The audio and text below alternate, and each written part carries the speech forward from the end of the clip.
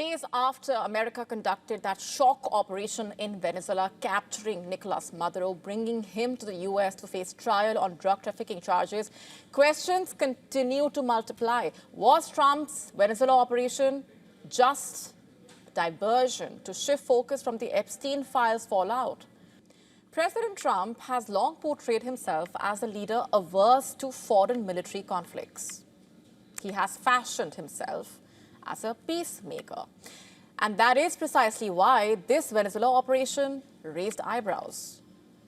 It came at a moment when Trump was under intense pressure back at home over the release of the Epstein files, documents that renewed scrutiny of powerful political figures, including President Donald Trump himself.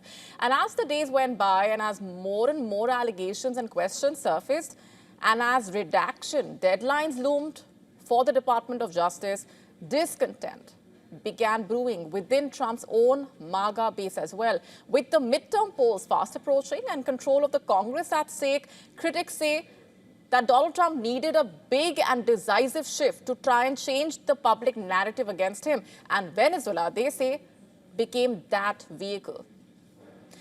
Illinois governor, meanwhile, warning publicly that Donald Trump could escalate tensions with Venezuela to divert attention from the Epstein-related scrutiny, and House Oversight Democrats noted the convenient timing of the Trump administration's Venezuela strikes. Convenient timing is what they called it. Veteran political strategist James Carville went further, calling the operation a desperate distraction from Epstein, from inflation, from the rising cost of living in America. That's not all. A Democratic representative also dismissing the narcotics justification outrightly, calling the operation a political diversion rather than a drug enforcement action. Other Democrats have also described it as regime change driven by oil interests.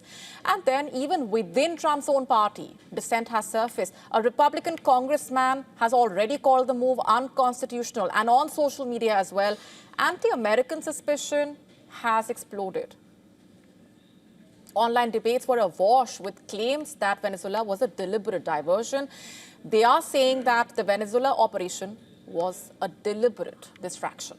That's not all. Data now supporting that perception as well. Searches for Epstein files dropped sharply almost overnight as news of the Venezuela operation dominated the headlines. Still, the Trump supporters rejected the criticism as liberal spin. Remember, Trump has been mentioned multiple times in the Epstein files, reportedly primarily as part of Epstein's social circle. No new criminal charges have emerged, but the Justice Department faces growing pressure to explain redactions and release the further material. Pressure that has peaked just days before the Venezuela strikes.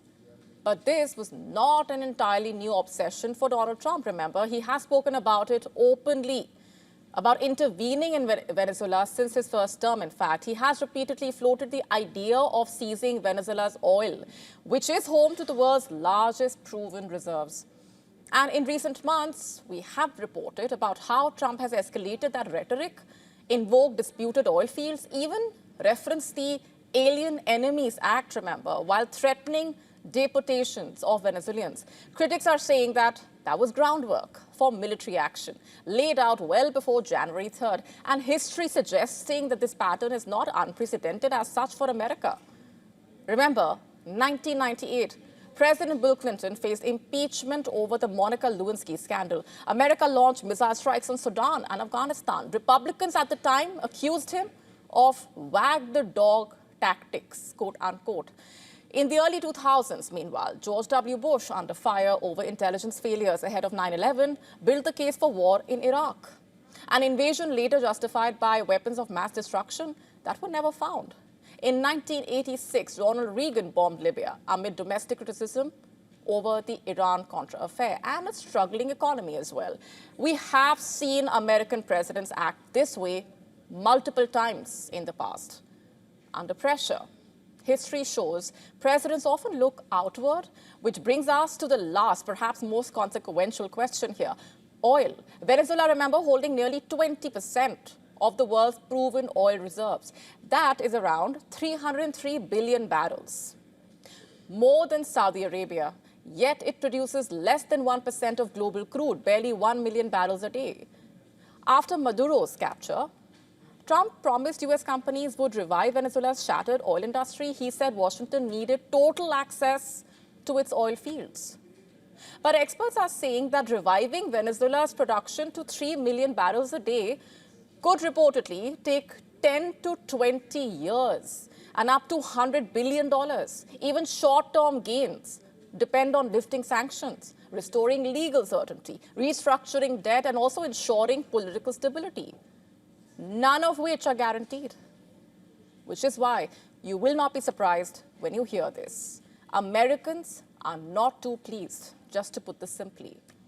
A Reuters Ipsos poll showing 1 in 3 Americans supports the strike, 1 in 3. But nearly 3/4 worry the US could become too deeply involved.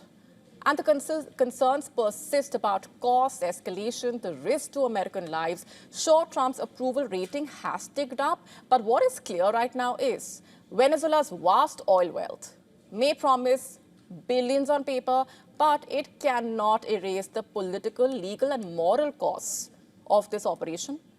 And the boomerang may be felt sooner than America realizes.